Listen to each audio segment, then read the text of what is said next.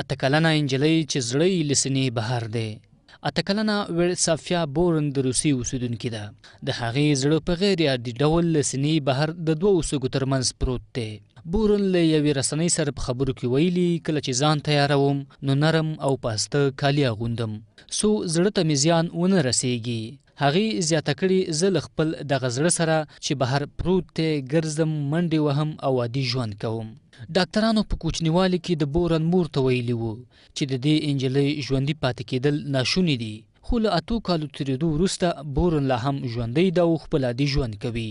مور یې خپله لور له روسیې څخه د امریکا فلوریډا ایالت ته د درملنې لپاره بیولې وه، خو هلته هم ډاکټرانو له درملنې څخه انکار کړی و او ورته ویلي وو چې له دې سره یې د لور ژوند نور هم په خطر کې کیدی شي. بورن لا هم ژوندی ده او مور یې تمه لري چې یوه ورځ نه یوه ورځ به ډاکټران د درملنې کولو توان او امکانات پیدا کړي.